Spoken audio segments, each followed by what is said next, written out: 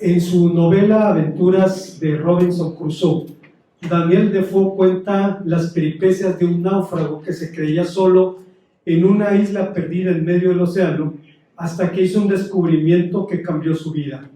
Dice la novela: cada mañana, a eso del mediodía, yendo a visitar mi bote, me sentí grandemente sorprendido y descubrí en la costa la huella de un pie descalzo que se marcaba con toda claridad en la arena.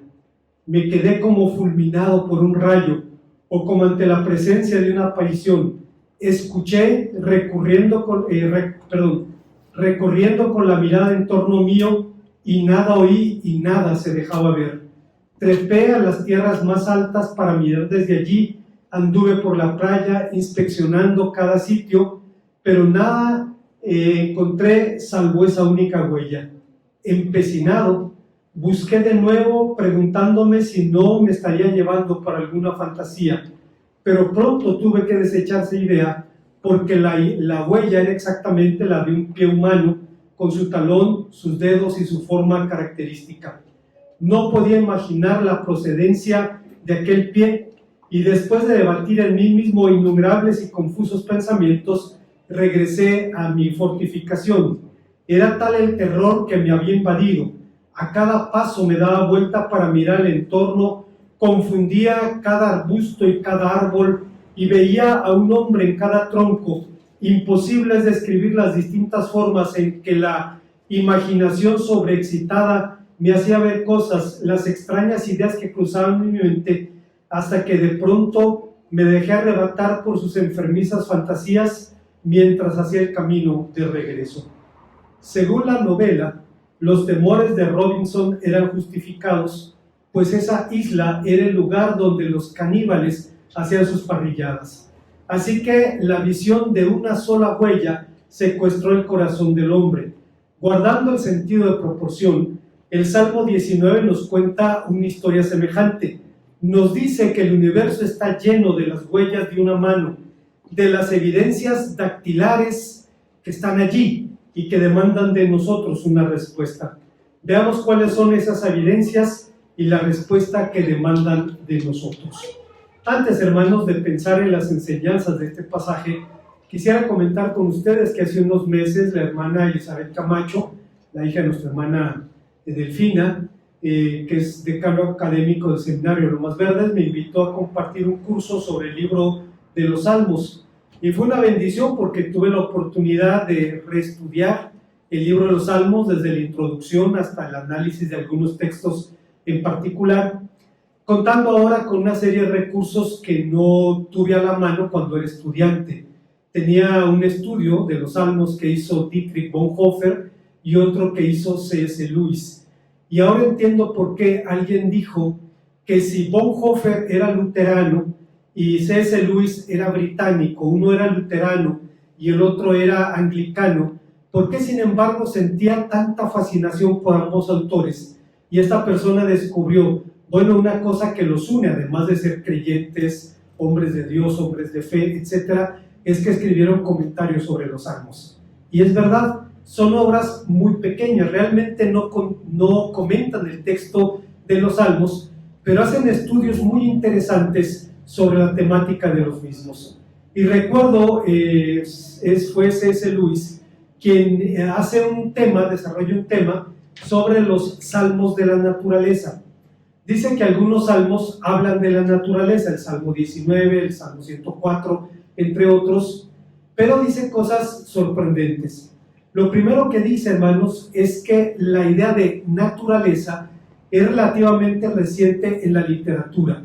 Los hombres que vivían en ella, que vivían en el campo, en las montañas, en las selvas, en el mar, ese era el mundo donde vivían. No se detenían a pensar en la naturaleza, salvo en términos económicos. Los griegos podían calificar una tierra como buena si tenía fuentes de aguas, bosques para hacer barcos, si tenía buenas playas, etc. Y la excepción serían los egipcios y los hebreos, obviamente. Los hebreos escribieron, entre otros, el Salmo 19, donde dan testimonio de la fascinación que sienten por la naturaleza, por la obra de Dios. Y un paralelo, guardando el sentido de proporción también, lo encontramos en la literatura egipcia en el himno a Atón, si mal no recuerdo, que es un himno que se escribe al sol desde la perspectiva de un hombre pagano y politeísta. Los salmistas pueden expresar su fascinación por la naturaleza en un marco monoteísta, en el marco de la certidumbre de que hay un creador que lleva todas las cosas al fin que glorifican a Dios. Y es el caso del Salmo 19, un salmo fascinante que dice: los cielos cuentan la gloria de Dios y el firmamento anuncia la obra de sus manos. Ahí están las huellas de la mano de Dios, para que podamos verlas y para que podamos dar respuesta a ellas. Hay cuando menos 3 enseñanzas que encontramos en este pasaje. Hemos titulado nuestro tema Testimonios Irrefutables, y el primero de ellos es el testimonio de la creación. No hay duda que el Salmo 19 es uno de los salmos más hermosos. C.S. Lewis decía que de hecho es el mejor poema de Salterio, una de las mejores líricas jamás escritas en la historia del mundo. No es necesario tener gusto por la literatura o conocer la lengua del Antiguo Testamento para apreciar la belleza de un himno tan sublime. Pero antes de reflexionar en su contenido, debemos decir que con frecuencia pensamos en los salmos como súplicas por medio de las cuales los hombres de fe clamaban a Dios por misericordia. Y en parte es cierto. Frecuentemente ciframos nuestras propias crisis en las palabras de los salmistas. ¿Cuántas veces, hermanos, podemos encontrar en el libro de los Salmos sensaciones, emociones, sentimientos, vivencias de los que somos partícipes en este momento, y a pesar de los 3000 años que nos separan con los salmistas, expresan lo que sentimos o lo que queremos decir? Nos identificamos con sus temores, nos alegramos con sus alegrías, nos esperanzamos con sus esperanzas. Estas son algunas de las razones de esa vieja historia de amor, del viejo romance entre el pueblo de Dios y el libro de los Salmos. Pero eventualmente nos topamos con salmos que no surgen de necesidades humanas, como el salmo que estamos reflexionando en este momento. Este salmo surge de Dios mismo, de su gloria, de su poder, de su sabiduría, de sus propósitos eternos. Salmos en los que se cumple más claramente el propósito último de la Biblia, esto es, dar testimonio de Dios y de sus hechos poderosos. Para tal fin, el Salmo 19 apela primeramente al testimonio de la creación, pero a la par de su hermosura, este salmo es un texto adelantado a su tiempo, pues anticipa la revelación divina que recibiríamos más claramente en el Nuevo Testamento. Concretamente, en su carta a los Romanos, en el capítulo número 1, el apóstol San Pedro habla de que el mundo físico y la naturaleza humana son testimonio de la creación de Dios. El apóstol San Pablo dice que la obra de Dios es tan evidente, tan visible, no solamente por las cosas creadas, sino por la propia naturaleza moral del hombre.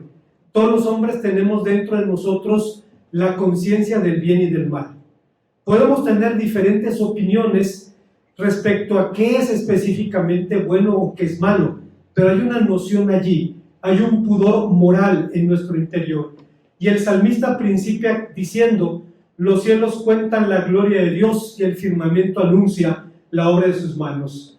Habla del testimonio que los cielos dan del poder y la sabiduría del Creador. Sería osado, sería atrevido tratar de hablar en unas cuantas líneas, en unas cuantas frases de este universo que ha sido objeto de estudio de astrónomos, de físicos, de químicos, de matemáticos, filósofos, teólogos, que han acumulado bibliotecas enteras para hablar de esto. Sin embargo, no es necesario dominar ninguna de estas disciplinas para apreciar la grandeza de la creación. Es evidente a nuestros sentidos, es evidente a nuestros ojos. Se dice que fueron los pueblos del desierto, los judíos, los primeros cristianos, los musulmanes, los que desarrollaron conceptos monoteístas tan elevados debido a que vivían en el desierto.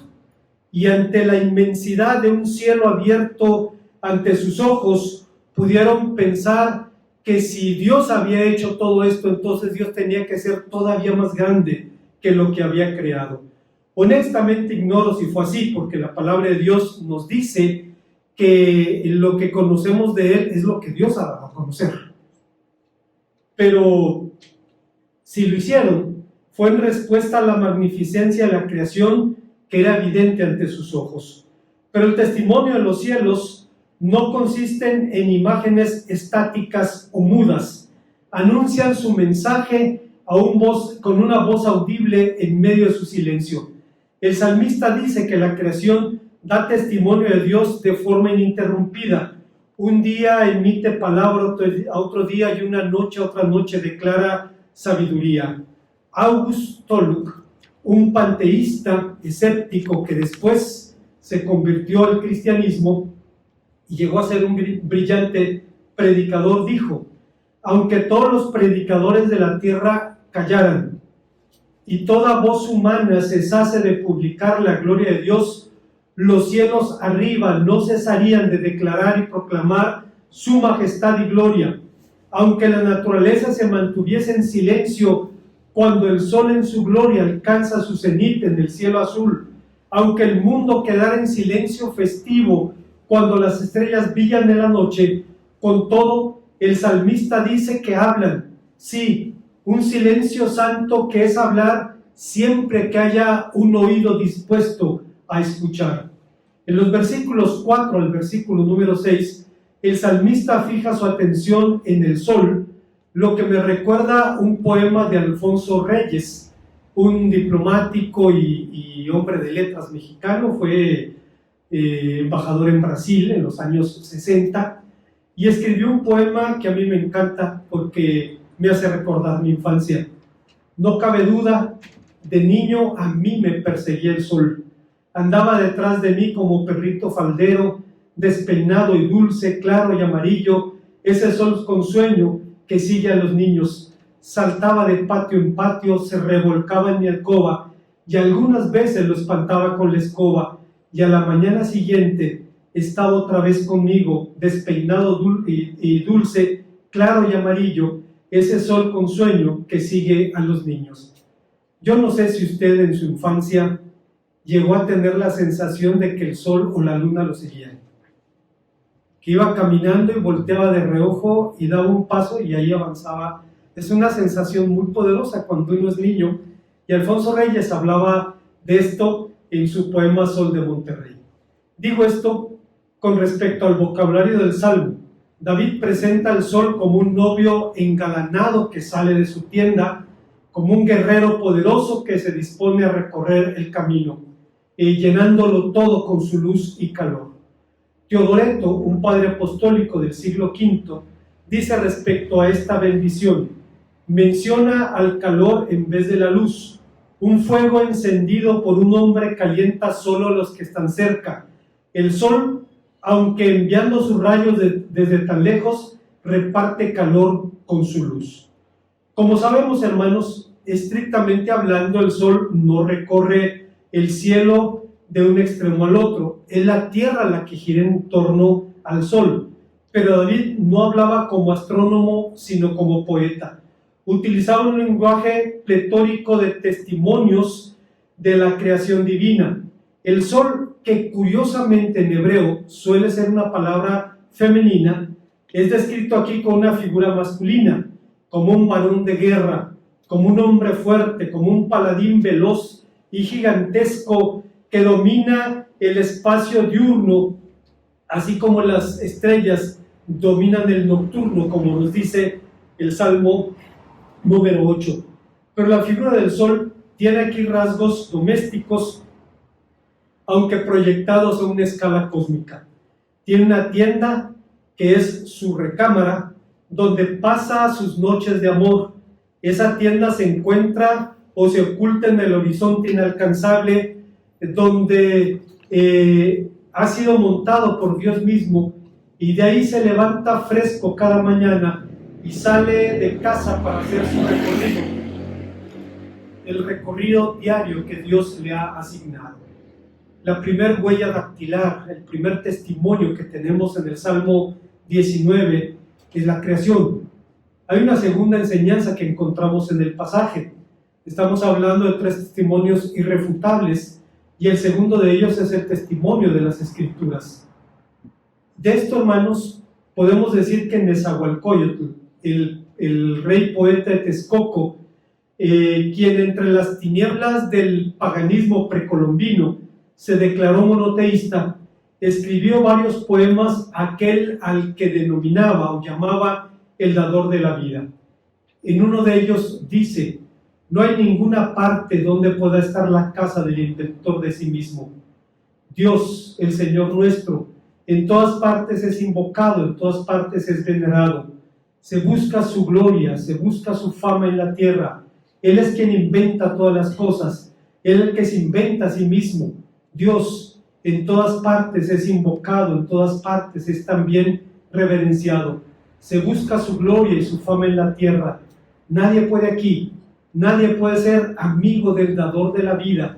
Solo es invocado y a su lado, junto a él, se puede vivir en la tierra. Hay varias cosas tremendas que dice Nezahualcóyotl aquí. La primera, hermanos, es que dada nuestra incapacidad congénita, estamos hablando del ser humano, de conocer a Dios, Él tiene que darse a conocer. Por nosotros mismos no podemos conocer a Dios. Podemos intentar inventarlo, pero eso es idolatría. Podemos tener alguna idea que será producto de la mente humana. Para conocerlo es necesario que Él se dé a conocer acercándose a nosotros. Y esto lo dijo Pablo en su discurso en Atenas, aquel discurso ante el auditorio menos receptivo de su carrera. Pablo dijo: Dios nunca ha dejado al mundo sin testimonio de sí, lo que se evidencia en el hecho de que todo lo bueno y todo lo verdadero que pueda descubrir el hombre viene de Dios, como nos dice Hechos 14:17. Pero la segunda cosa que dijo Nezahualcóyotl es que nadie puede ser amigo de Dios. Nezahualcóyotl tenía razón, porque sin la autorrevelación, sin que Dios se dé a conocer, es imposible. Inventarlo no es opción, sería idolatría. Es la razón por la que necesitamos una fuente de revelación superior al que encontramos en la naturaleza. Es la razón por la que Dios da testimonio de Él mismo por medio de las Escrituras. Pero aún dando palos de ciego, el rey poeta pudo advertir que junto a Él se puede vivir en la tierra.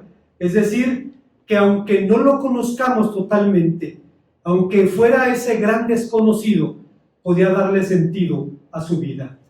Carlos Spurgeon, un predicador bautista del siglo XIX, dijo respecto al testimonio que la Biblia nos da de Dios: el hombre sabio lee el libro de Dios del mundo y el libro de la palabra como 2 volúmenes de la misma obra y piensa respecto a ellos: mi padre los escribió a ambos. Y después diría: así como Aristóteles tenía 2 clases de escritos, unos llamados exotéricos para los creyentes comunes y otros acromáticos para sus estudiantes privados y conocidos, del mismo modo Dios tiene 2 clases de libros, según nos da a entender este salmo, a saber, el libro de sus criaturas y el libro como el libro corriente para todos los hombres del mundo, y el libro de las Escrituras como el libro de los estatutos para su auditorio doméstico, es decir, para la iglesia. ¿Qué nos enseña el salmista aquí sobre las Escrituras? Utiliza varios nombres para hablar de la palabra de Dios que en este contexto son prácticamente sinónimos. Le llama ley, testimonio, mandamientos, temor, juicios, preceptos. Todos son sinónimos de la palabra revelada. La segunda cosa que nos dice es que cada una está acompañada con un adjetivo que califica las obras de la palabra de Dios: convertir, instruir, iluminar, llenar de gozo, afirmar, y cada adjetivo tiene que ver con algún aspecto de la vida santa porque la ley nunca es un fin en sí mismo. Recientemente decidí espiar, entre comillas, un canal católico de televisión y me llevé la sorpresa al encontrar que algunos de sus predicadores son tan buenos como los evangélicos, y con vergüenza lo digo, y a veces incluso hasta más bíblicos. No fue el caso de esta incursión espiando el canal, porque estaba un hombre hablando acerca de las imágenes, de un predicador católico. Decía: hacemos altares a los santos, a la Madre de Dios, a Cristo, y eso está bien, pero ¿qué de la Biblia? ¿Qué lugar le damos a la palabra de Dios? ¿Por qué no le hacemos también un nicho a la palabra de Dios en la pared? Y yo dije: Dios mío, si iba tan bien, ¿cómo terminó diciendo eso, hombre? Iba muy bien. ¿Cómo llegó a esa conclusión? La Biblia no es un objeto decorativo, no es un objeto ceremonial ni simbólico. Es más, la Biblia no es símbolo de nada, ni siquiera en las ceremonias nupciales, donde se entregan los novios los anillos, símbolos de un compromiso eterno, el lazo en la cultura mexicana, símbolo de esa unión. Se les entrega la Biblia, pero se les aclara: la Biblia no es símbolo de nada. La Biblia es la palabra de Dios y debemos usarla, como dice el salmista, como lámpara a nuestros pies y lumbrera a nuestro camino. Su propósito es normar la vida del hombre de fe y del pueblo de Dios. Creo que nadie lo dijo de forma tan clara como el apóstol San Pablo cuando le dijo a Timoteo: y que desde tu niñez has sabido las sagradas escrituras, las cuales te puedan hacer sabio para la salvación, que es por la fe en Cristo Jesús. Toda la escritura es inspirada por Dios y útil para enseñar, para corregir, para redarguir, para instruir en justicia, a fin de que el hombre de Dios sea perfecto, enteramente preparado para toda buena obra. Hay una tercera y última enseñanza en este pasaje. Estamos hablando de tres testimonios irrefutables, y el tercero y último es el testimonio de vidas redimidas. Después de elogiar las excelencias de los preceptos divinos, David dice: tu siervo es además amonestado con ellos, en el versículo 11. Amonestar significa avisar, dar voz de alarma, alude a la obra que la palabra de Dios hace en la vida del creyente, cuidándonos del pecado. Hay momentos, hermanos, en los que podemos, en ignorancia o no, incurrir en conductas que nos incomodan moralmente. Ahora sabemos como creyentes que es la voz del Espíritu Santo.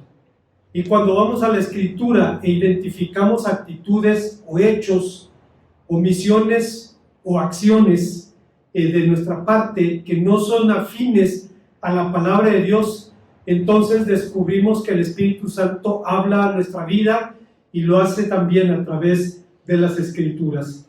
Y cuando esa palabra es guardada, trae bendición a los fieles, de las que Carlos Spurgeon decía: hay una paga y es grande, aunque nosotros no sacamos nada de la deuda, conseguimos grandes bendiciones de la gracia.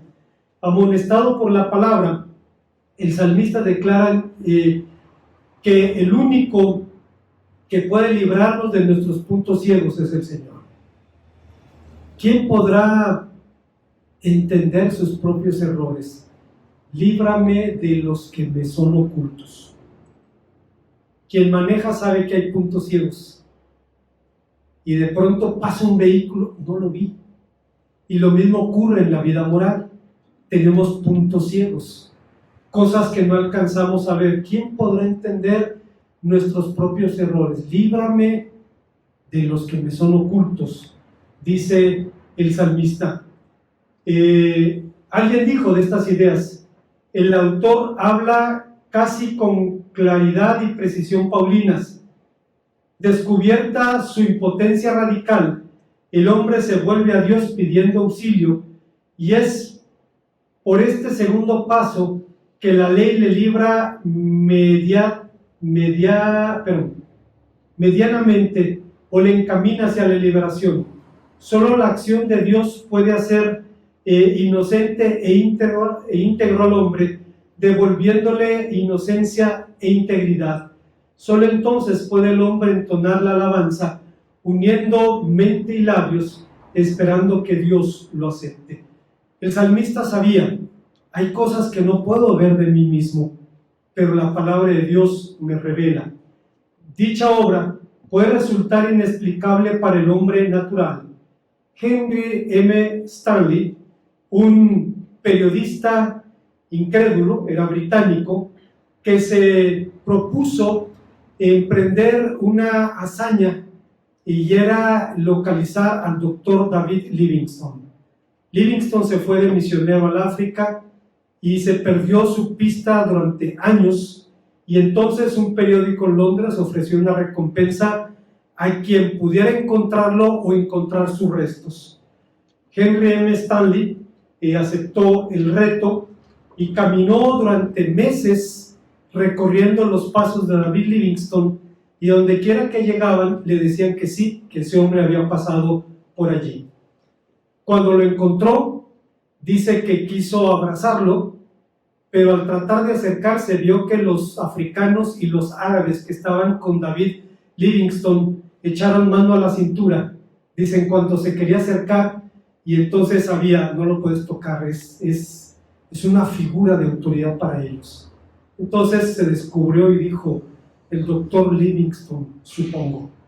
Se encontraron, el hombre estaba gravemente enfermo de malaria, le llevó medicamentos, se recuperó, y fíjense lo que dice un periodista escéptico: durante 4 meses y 4 días vivimos en la misma casa, bote o toldo, y nunca encontré una falta en él. Fui a África con tantos prejuicios religiosos como el peor infiel de Londres. Para un periodista como yo, que solo todo tenía que ver con la guerra y con asuntos políticos, los asuntos sentimentales no tenían importancia.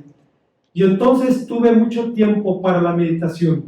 Me encontré aislado de lo mundano, y yo veía a este hombre solitario allí y me preguntaba: ¿qué lo detiene aquí? ¿Qué es lo que lo inspira? Durante meses después de conocernos, me hallaba escuchándolo maravillado ante este anciano que hablaba de obedecer los mandamientos de Cristo. Déjalo todo y sígueme. Poco a poco me fui convirtiendo sin intentarlo, al ver yo su piedad, su celo, su ansia, su gentileza, de la gente tranquila como llevaba a cabo su obra. Dice: lo pasé por la lupa queriendo encontrar una contradicción entre lo que decía y lo que hacía, y no pude, y no me quedé otra, tuve que convertirme, dice. No tuve otra opción. Por un tiempo Stanley puso a Livingstone bajo el microscopio, buscó alguna falla que justificara su propio escepticismo, pero no la halló. Pero el éxito más grande de David Livingstone no fue su trabajo como explorador o como cartógrafo, un hombre que hacía mapas, no fue su obra como médico compasivo de cuerpos y almas, no fue su lucha contra el tráfico de esclavos, ni siquiera su obra como misionero.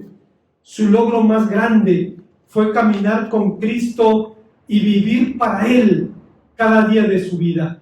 El argumento más elocuente de Dios es la vida de un hombre verdaderamente transformado. Livingstone murió en África. Cuando descubrieron su muerte, fue una mañana que uno de sus compañeros fue a buscarlo a su tienda. Era raro que estuviera en su tienda a esas horas, era temprano, pero él empezaba temprano el día. Y con mucho cuidado abrieron una de las cortinas de la tienda, y el hombre estaba de rodillas, con los codos en su catre y con la cara entre sus manos. Estaba muerto, murió orando. Y entonces los hermanos africanos decidieron que tenían que entregarlo a su familia. Lo evisceraron, es decir, le sacaron los órganos, enterraron su corazón en un árbol. Y para ellos era muy significativo. Su corazón se queda aquí. Lo embalsamaron y en uno de los funerales más largos de la historia, lo llevaron a un puerto, lo entregaron a un buque británico, llegó a Inglaterra, le hicieron una necropsia, comprobaron que era él, y lo supieron porque tenía las costillas rotas, tenía fracturas en las costillas, por aquella ocasión en la que un león lo cazó, y de un zarpazo le rompió 3 costillas, y entonces en la abadía de Westminster, en la iglesia de los Reyes, lo enterraron y algunos de sus discípulos africanos estaban allí, acompañando a su pastor, a un hombre cuya mayor hazaña fue seguir a Cristo, fue su mayor logro. En suma, David ruega en este salmo que sus hechos y sus palabras, sus pensamientos sean gratos delante del Señor, pero para dar gloria a Dios y no al hombre, para dar testimonio de Él y no de nosotros. Y por esa razón alguien dijo que la esencia del llamamiento divino es una trampa imaginar que Dios quiere volvernos ejemplares perfectos de lo que puede lograr. Su propósito es hacernos uno con Él. El énfasis de este movimiento de santidad suele estar en la idea de que Dios produce modelos de santidad para colocarlos en un museo. ¿Cómo podemos decir, nunca podría ser la voluntad de Dios que yo esté enfermo? Si la voluntad de Dios fue quebrantar y herir a su propio Hijo, ¿cómo no puede hacer lo mismo conmigo? Lo que cuenta para Él no es nuestras ideas de lo que es ser santo, sino tu vital y genuina relación con Jesucristo y tu ilimitada devoción hacia Él, sin importar si estás sano o estás enfermo. La perfección cristiana no es y nunca podrá ser la perfección humana. Soy llamado a vivir una relación perfecta con Dios, y si mi vida debe producir un gran anhelo de Dios en la vida de las otras personas, pero en ninguna manera debe enfocarse la admiración hacia mí. De los 3 testimonios que Dios da de sí en este salmo, el más apremiante, el que más nos demanda, es aquel que tiene que ver con nuestra vida, pues nos alude directamente. Dios no necesita que validemos la veracidad de su palabra. El testimonio del Señor, dice el Salmo en el versículo 7, es fiel, pero el mundo necesita un testimonio veraz. Este hecho, el mundo ha aprendido a escuchar mejor con los ojos. El mundo ve con los ojos, ve lo que decimos y luego ve lo que hacemos. Y si el audio checa con el video, nos concede la buena fe para empezar. Esperamos que llegue a Cristo, pero el mundo ve con los ojos, ve cómo vivimos. Podemos preguntarnos, ¿acaso no es una apuesta demasiado arriesgada de Dios? ¿No corre Dios demasiado riesgo al confiar su testimonio a los hombres? Si no fuera porque Dios mismo lo ha determinado así, diríamos que esta misión tiene la estabilidad de un coloso con pies de hierro y de barro, y que sus perspectivas de éxito serían muy pobres. Pero Dios sabe lo que hace al transformar oscuros pecadores con resplandecientes luminarias en el mundo, como dice San Pablo en Filipenses capítulo número 2. Michael Green, un historiador británico que también es evangelista, dijo algo de suma importancia respecto al testimonio cristiano. Si bien la predicación evangelizadora tal vez constituya la forma más corriente de extender la fe en los que no la comparten, el testimonio personal es la manera más eficaz de hacerlo. Esto se debe a la sencilla razón de que hablamos de una forma de evangelizar personal, un compartir las buenas nuevas entre dos amigos. Se trata de lo más natural del mundo y también de una de las que más gozo producen. El Nuevo Testamento insiste en que cada cristiano es un testigo, no un predicador, gracias a Dios. Somos llamados a dar testimonio de Dios, que es quien manda en nuestras vidas. Como conclusión, según la Biblia, todos los asuntos de capital importancia deben constar por boca de 2 o 3 testigos. Ya se tratara de procesos de pena de muerte o denuncias morales en conflictos eclesiásticos, se demandaba ese número de testigos, 2 o 3. Así que, ciñéndose a su propio criterio, Dios da fe de sí mismo por 3 testimonios irrefutables. La creación, no necesitamos hablar de ella porque estalla frente a nuestros sentidos. La Biblia tampoco necesita argumentar o hacer apologías de la inspiración de la palabra de Dios, porque sin importar si creemos en ella o no, sigue siendo palabra de Dios. Al respecto, el fallecido reverendo Martín Pereda, un entrañable amigo, habló en cierta ocasión con un ex compañero, estuvimos juntos en el seminario, que se unió a un movimiento, y ahora este amigo tiene apóstoles y profetas en su iglesia. El hermano Pereda le dijo, él siempre hablaba de usted a sus amigos. Oiga, reverendo, le dice, ¿y los profetas que tienen su iglesia traen nueva revelación? El hombre había estudiado en el seminario, entonces sabía que eso no se puede, porque dice la Biblia en Apocalipsis, hasta aquí ya llegó la revelación, Apocalipsis 22, 19, maldito el que añada o el que omita. No podía decir que sí. Y dice, no trae nueva revelación. Entonces, ¿para qué quieren sus profetas? Para confirmar lo que dice la palabra de Dios. A ver, déjenme entender. O sea que ahora Dios necesita que los hombres confirmen que es cierto lo que Él dice.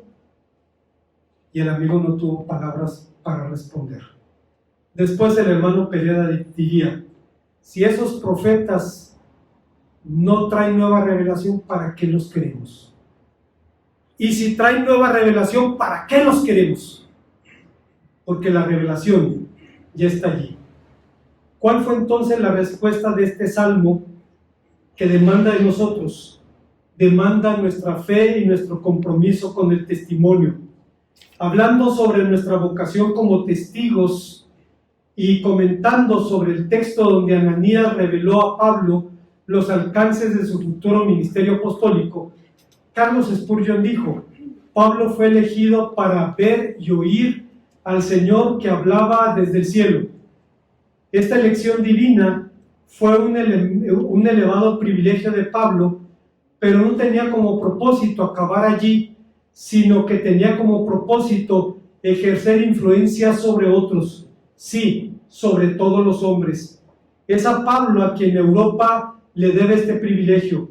Nos corresponde a nosotros, en nuestra medida, ser testigos de aquello que Dios nos ha revelado, y es nuestro riesgo que ocultemos esa preciosa revelación. Primero, hemos de ver y oír, pues de lo contrario no tendríamos nada que decir. Pero cuando hayamos hecho eso, debemos estar ansiosos por dar nuestro testimonio.